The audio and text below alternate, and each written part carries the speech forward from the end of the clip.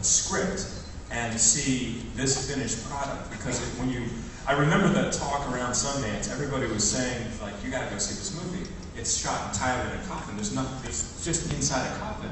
So it was a really good talking point, but it's because people were baffled that you could ever make a movie that was exciting inside of a coffin. So how did you find some poor sucker to give you money to make this movie?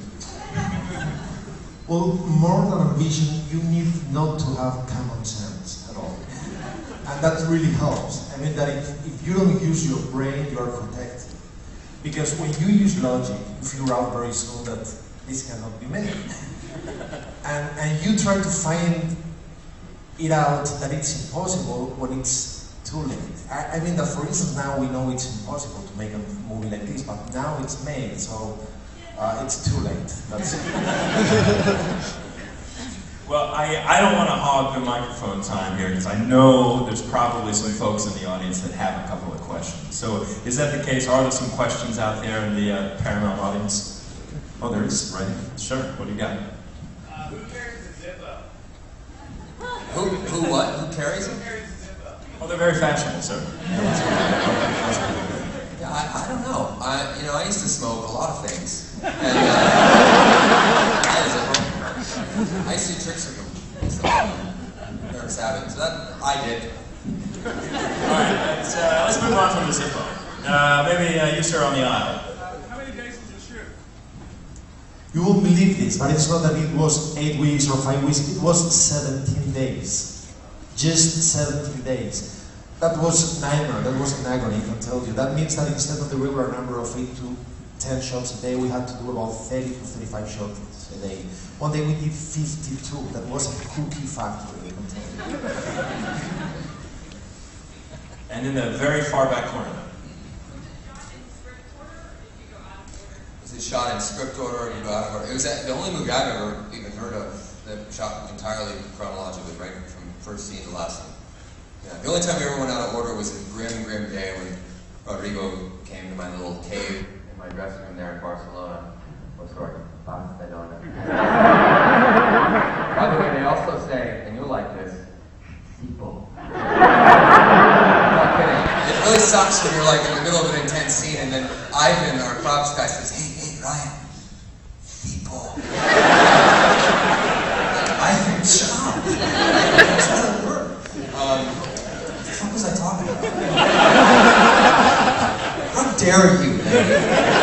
Oh, chronologically, yes, it was shot chronologically, except for the one day where the lighting designer of the movie is clearly a putz, me. I had to light myself in all these scenes, and I was terrible at it, and I underlit myself. No shit. In the scene, and these guys, unfortunately, had to come up to my dressing room and tell me that they had to reshoot a scene, and it was oh man, because when a scene was done in this movie, I would literally burn the pages with my people. I was dying, and he came up and I had to reshoot a really intense scene in the movie, so that sucked. But otherwise, it was entirely chronological.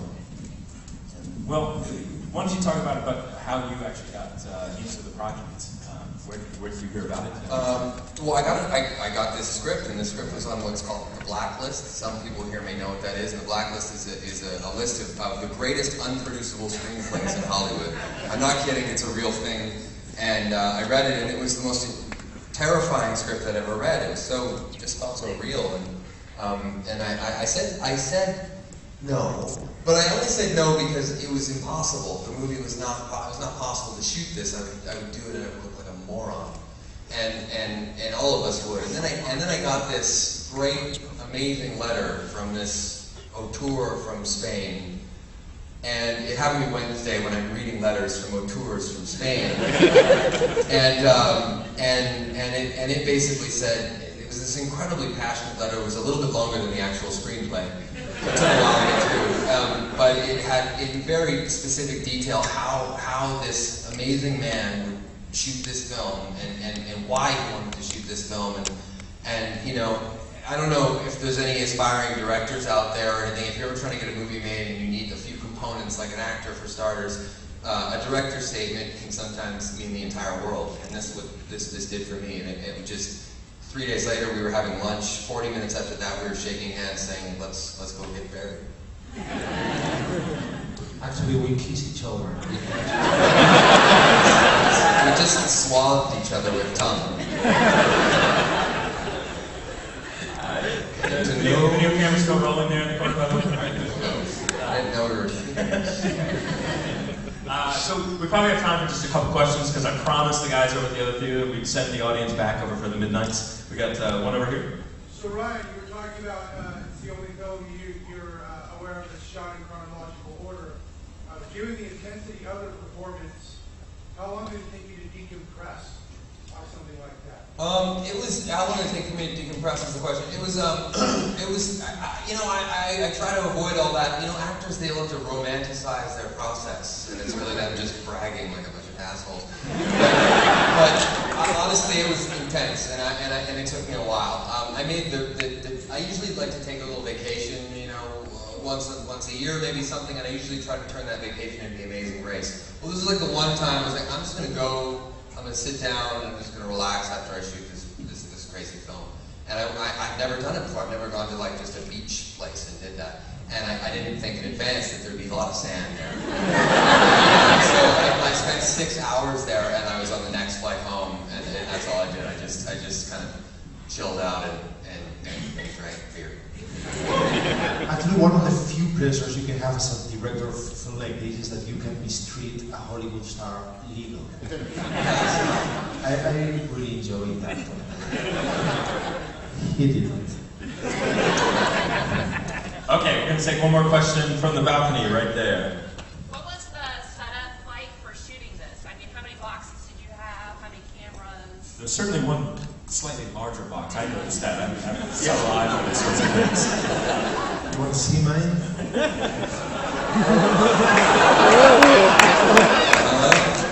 What's up, Sam Kinison?